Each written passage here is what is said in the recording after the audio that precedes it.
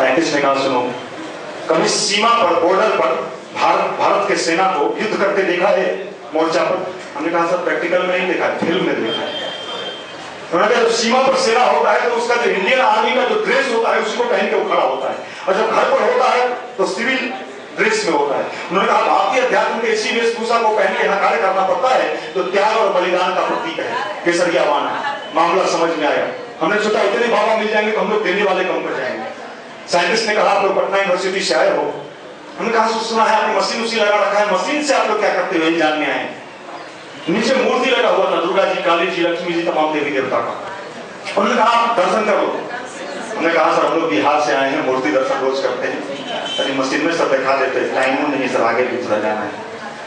Scientist ने कहा पहले आप मूर्ति देख लो, मैं मशीन भी दिखा दूंगा और आपका टेस्ट भी कर दूंगा कि आप कितने पानी में हैं। टाइट टाइट पहने हो ना, भीतर पूरा पता चल जाएगा कि क्या पोजीशन है, आईक्यू कितना है, कंसंट्रेशन पावर कितना है, विल पावर कितना है, मेमोरी का पोजीशन क्या है, सब मशीन अभी टेस्ट करके बता देगा। कुछ फायदा वाला बात नजर आया तो हमने सोचा इसका बात 5 मिनट मान लेने में क्या जाता है। जितना मूर्ति लगा हुआ था देवी देवता का, मन में कोई भावना नहीं था, सच्चा बात बताते हैं। जल्दी जल्दी दंडवत किए हम लोग। जब ऊपर के कमरे में हम लोग गए तो आश्चर्य का ठिकाना रहा, वहां एक रोबोट लगा हुआ था मानव की आकृति के लोहे का। हम लोग को वहां खड़ा कर दिया गया, पूछा गया कि आप में से कोई ऐसे लड़के हैं जो गायत्री मंत्र जानते हैं? हमें से कोई लड़का गायत्री मंत्र नहीं जानता था। एक लड़का बोला सर हम गायत्री मंत्र जानते हैं, बोलिए क्या करना है? साइंटिस्ट ने कहा इस लोहे के रोबोट के सामने खड़े होकर जोर जोर से गायत्री मंत्र बोलो। जब उस लोहे के रोबोट के सामने खड़े होकर जोर जोर से गायत्री मंत्र बोलने लगे, ओम भूर्भुवः स्वः तस्य वितुर्वरेण्यं भर्गो देवस्य धीमहि धियो यो नः प्रचोदयात्, तो उसमें लगे हुए 24 बल्ब जलने लगे और बुझने लगे। ओम कहने पर यहाँ ओम भूर्भुवः स्वः तस्य वितुर्वरेण्यं भर्गो देवस्य धीमहि धियो यो नः प्रचोदयात्, ये 24 बल्ब जलने लगा और बुझने लगा। हम लोगों ने पूछा था आप इस बल्ब से क्या इंडिकेट करना चाहते हैं, क्या बतलाना चाहते हैं? साइंटिस्ट ने कहा बंधु, मनुष्य के शरीर में 24 सूक्ष्म ग्रंथि है, ग्लैंड्स है, और गायत्री महामंत्र में 24 अक्षर है।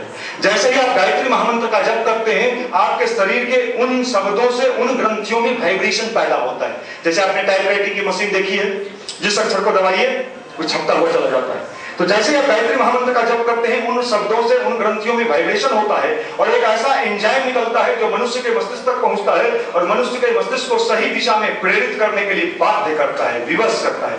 धीरे धीरे आपका मन ही नहीं करता है गलत काम करने में। 1,10,000 हर्ट्ज ऊर्जा उत्पन्न होता है गायत्री महामंत्र के जप से मनुष्य के शरीर के अंदर। ये वैज्ञानिकों ने बताया। वाइब्रेशन का प्रभाव कितना पड़ता है ये फिजिक्स पढ़ने वाले स्टूडेंट जानते होंगे। कि सेना जब पुल पर लेफ्ट राइट करते हुए जाती है तो उसको रोक दिया जाता है। क्यों भाई? क्यों? उसके वाइब्रेशन से। इसका मतलब है कि वाइब्रेशन का प्रभाव पड़ता है। हमारे वेद में आदि काल में ऋषियों ने इस बात पर रिसर्च किया था। लोग कहते थे किडनी बदला जा सकता है और सब चीज ठीक किया जा सकता है। हमारे वेद में आदि काल में ऋषियों ने रिसर्च किया था कि मनुष्य का मन भी बदला जा सकता है और मनुष्य के मन को भी अच्छा बनाया जा सकता है। इसी टेक्नोलॉजी का नाम भारतीय अध्यात्म और भारतीय संस्कृति था। इसकी पढ़ाई होती थी हमारे यहाँ Nalanda university, Takshashila university, Vikramshila university. जहां से नौजवान निकलते थे तो पूरे दुनिया के लोगों को आश्चर्य होता था कि भारत के नौजवान इतने तेजस्वी कैसे होते हैं, भारत के नौजवान इतने आत्मबल संपन्न कैसे होते हैं। ये पूरे दुनिया के लोगों को आश्चर्य होता था। आज क्या हो गया? पटना यूनिवर्सिटी से लेके GNU से लेके और दिल्ली यूनिवर्सिटी से निकलने वाला बेचारा मारा का मारा। क्यों भैया? डिग्री तो हमने बटोर लिया लेकिन भीतर वाला उम्मता, वो कुव्वत, वो साहस कहां से लाए? उसी को प्रदान करने के सुपर साइंस का नाम भारत का अध्यात्म था, जिसको हमने बना दिया पूजा पाठ, देवी देवता, भजन कीर्तन। जो साइंस था, जो टेक्नोलॉजी था भारत का, वो क्या हो गया? पूजा पाठ, देवी देवता। माफ करना, प्राण निकल गया, शरीर बचा रह गया। किसी व्यक्ति के भीतर से प्राण निकल जाए, जा रहे हो रोड पर, कोई धक्का मार दिया, टन चल गए हो फुलन मार बेटा, उड़ गए, मोटरसाइकिल वाला मार दे, ले लो जलाओ, आप गंध मारेगा। क्या कोई ऐसा चीज था जो हमारे भीतर से निकल गया? आज हमारे मंदिरों का यही हाल हो गया। प्राण निकल गया, मंदिर रह गया, भजन कीर्तन खूब है, मक्खी भिन भिन मर रहा है, न लोगों का जीवन बदल रहा है, न लोगों का सोच बदल रहा है। इसलिए ये जो साइंस था भारत का, ये सुपर साइंस था। और जब हम लोग उस ब्रह्मचर्य संस्थान में गए, वहां काफी मशीनें लगी हुई थी। एक मशीन पूरा काफी बड़ा मशीन लगा हुआ था। हम लोगों को उस मशीन के पास साइंटिस्ट ने कहा, आप में से कोई एक लड़के बाहर निकल के चले आए, मैं भी आपका थॉरो चेकअप कर देता हूं कि आपके भीतर का हाल समाचार क्या है। ऊपर से तो हम लोग टाइट थे। साइंटिस्ट को हम लोगों ने कहा कि साहब, हमने पटना हार्ट हॉस्पिटल में ऐसा मशीन देखा है, लेकिन वहां कोई बीमार पड़ता है तो टेस्ट कराता है। हम लड़के लोग भले कोई बीमार है नहीं, हम लोग इस मशीन से क्यों टेस्ट कराएं? साइंटिस्ट ने कहा, बंधु, इन दिनों आदमी ऊपर से बीमार मालूम नहीं पड़ता है, लेकिन उसके भीतर कई तरह की बीमारियों ने जन्म ले लिया है, और ऐसी ऐसी बीमारी जन्म ले लिया है जिस बीमारी का ट्रीटमेंट आज के एमबीबीएस और एमडी डॉक्टर भी नहीं कर सकते हैं, क्योंकि वो भी उसी रोग के शिकार है। बड़ा आश्चर्य हुआ कि भारत में नया रोग कौन फैल गया तो डॉक्टरों को भी नहीं पकड़ रहा है। साइंटिस्ट ने कहा, इस मशीन से अभी टेस्ट करके प्रमाणित किया जाएगा कि आपके भीतर का हाल समाचार। आपने डेंटल डॉक्टर के यहाँ कभी गए होइएगा, नाक के डॉक्टर के यहाँ ऐसे आराम कुर्सी होता है, देखा ऐसे एकदम आराम कुर्सी, इसी तरह के आराम कुर्सी पर लिटा दिया गया और सारे मशीन सेट लगा दिए गए। अब पूरी कंप्यूटराइज रिपोर्ट निकल के चली आई, आपका आईक्यू कितना है, आपका कंसंट्रेशन पावर कितना है, आपके अंदर विल पावर कितना है, आपकी मेमोरी का पोजीशन, आप 10 घंटा पढ़ते हैं, लेते हैं कितना, ये सब रिपोर्ट जैसे वो आता है ना यूरिन ब्लड कल्चर का रिपोर्ट, उसी तरह पूरा रिपोर्ट आ गया। वैसे तो वहां कई मशीन लगा हुआ था, लेकिन एक मशीन हम छात्रों को बड़ा प्रभावित किया। उस मशीन का नाम था मेमोरी ड्रम। Memory drum. जब उस मशीन के पास हम लोग पहुंचे तो साइंटिस्ट ने कहा, ये बताइए आप लोग पटना यूनिवर्सिटी से आए हैं, कितने देर पढ़ते हैं, कितना देर पढ़ाई करते हैं। अभी तक सब बात बड़ा अच्छा लग रहा था, हंसी मजाक खाना भी अच्छा लग रहा था, लेकिन मामला जब पढ़ाई लिखाई वाला आ गया तो मन में डर होने लगा, झूठ बोले कि सही बोले, सामने मशीन भी है, कहीं कुछ पूछ दिया तो भरी सभा में पोल न खुल जाए। कितने देर पढ़ते हो, ये बड़ा खतरनाक मामला है, कहीं कुछ पूछना उछना शुरू कर दिया। अभी किसी शादी विवाह के मौसम में आप जाइए, लड़का खूब उछल रहा है, तो मौसा कक्का इसी सूत्र उसी दिखाता है, बड़ा व्यस्त आदमी है, शादी में सबसे व्यस्त आदमी है। लड़का को अगर शांत करना है तो उससे बुला के कुछ पढ़ाई का मामला पूछ लीजिए। तो अगर दूसरे बार आपको यहाँ खड़ा देखेगा तो घर से ही भाग जाएगा, घर फिर आपके पास आएगा नहीं, पूरा कार्यक्रम वो शांत रहेगा।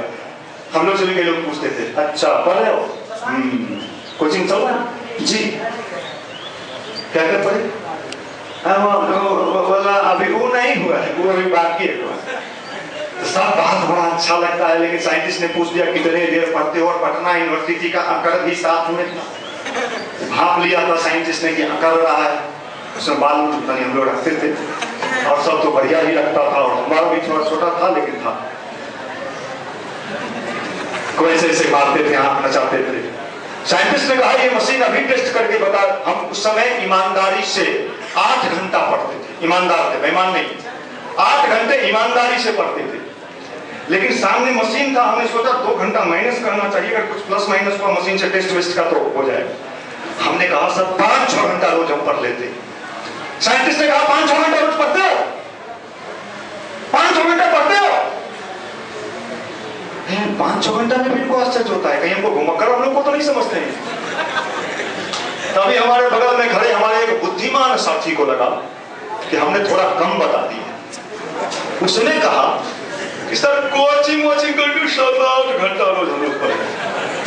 साइंटिस्ट ने कहा अच्छा कोचिंग करके आप 7-8 घंटा रोज पढ़ लेते हैं, अगर अभी आपका टेस्ट इस मेमोरी ड्रम मशीन से कर दिया जाए तो पता चल जाएगा कि सही में आप कितने देर की पढ़ाई करते हैं। अब तो सारा लड़का बड़ा झांकने लगे कि टेस्ट कौन कराए, टेस्ट होता तो पोल खुल जाता और सारा लड़का एक दूसरे को कहते आता क्या तुम्हारा टेस्ट हुआ था। लेकिन आखिर बिहार का लड़का था, कोई साधारण जगह का नहीं। बिहार के लोग बड़े हिम्मती होते हैं, चाहे जिस भी क्षेत्र में रहे। जिस लड़के ने कहा 7-8 घंटा रोज पढ़ते हैं कोचिंग के साथ, उसी लड़के ने कहा था आप मेरा टेस्ट करा दीजिए, हम टेस्ट करने के लिए तैयार। आज भी वो सीन याद करके हंसी छूट जाता है जब उस लड़के का टेस्ट उस मेमोरी ड्रम मशीन पर होने लगा और साइंटिस्ट ने जो रिपोर्ट दिया वो बड़ा ही चौंकाने वाला रिपोर्ट था। साइंटिस्ट ने कहा बंधु आप तो मात्र 46 मिनट 46 मिनट का पढ़ाई पढ़ते हैं। अब तो हम लोग जोर जोर से ठहाका मारने लगे कि साहब हमने कहा था 5-6 घंटा, इसने सीधा 7-8 घंटा, उसमें भी कोचिंग। चलो भाई बिहार का लड़का था, थोड़ा भांस दिया होगा, लेकिन कहा 7-8 घंटा। और कहा माई बाप अगर ये रिपोर्ट देख ले एक कोई डंडा चुतरा के नीचे नहीं जाएगा, मार बस पड़ेगा, पैसा दोबारा मार चल सब जीन्स पर मार के तोड़ देगा। और कोई कोचिंग वाला सब लगा लिया वहां वाला मशीन हो, तो सोच लीजिए क्या हाल होगा। सब टी शर्ट बेलबुट्टा मच मच सब चल जाइएगा इससे। आप लोग तो अच्छे लोग। आप 46 मिनट पढ़ते हैं। हमने कहा, साइंटिस्ट ने कहा, अब हम लोगों ने सोचा कि साहब कुछ बिहारी बुद्धि का इस्तेमाल करना चाहिए, तो हम ही लोग फंस रहे हैं इसमें। हमने कहा कि सर लगता है मशीन में ही कोई गड़बड़ी है।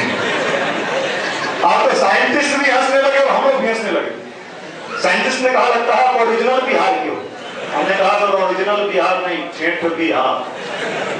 ये कोयला वाला तुरंत बट होने गया था। वैसा ही कोयला वाला बिहार के हम लोग नहीं, बाढ़ सुखाड़ वाला जो एरिया मिला है हम लोग उसी बिहार के। पर ठोस है भीतर से सब, सुखाड़ में भी और बाढ़ में भी, दोनों झेलते हैं हम। साइंटिस्ट ने कहा सुनो भाई मशीन भी ठीक है और आप भी ठीक हो।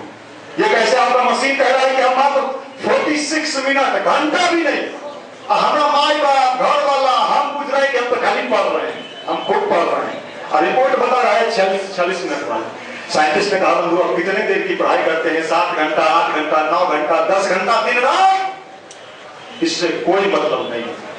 आपका मेमोरी पावर वर्तमान में 46 मिनट का है और 46 मिनट में जितनी बातें कैच होनी चाहिए उतनी बातें कैच होती है। जैसे 20 मिनट का कैसेट होता है, आप टेप कर लीजिए, आप 20 मिनट के बाद भी बाय करते रहिए, कैसेट पर कोई प्रभाव पड़ेगा? तो आपका यही पोजीशन है, उसके बाद आप बाय करते रहिए दिन रात। हम लोग अब सीरियस हो गए। क्या सर अपने IQ, कंसंट्रेशन, मेडिटेशन, अपने विल पावर को मजबूत किया जा सकता है? साइंटिस्ट ने कहा बिल्कुल मजबूत किया जा सकता है। और स्टडी के जिस टॉपिक को सामान्य लड़का 10 घंटा में पूरा करता है, अगर आपने अपने भीतर के सामर्थ्य को ठीक कर लिया तो आप 3 घंटे में 10 घंटों वालों का बराबरी कर सकते हैं, घंटे वालों। अब हम लोग बड़े आश्चर्य में पड़ गए कि साहब भागा का मामला है, ये कैसे विकसित हो सकता है? तो मैं भी आपको बता दूं, जैसे आपका ये बॉडी है, ये बॉडी सिकुड़ा हुआ है, इसको अगर फैलाना हो तो क्या करिएगा? जी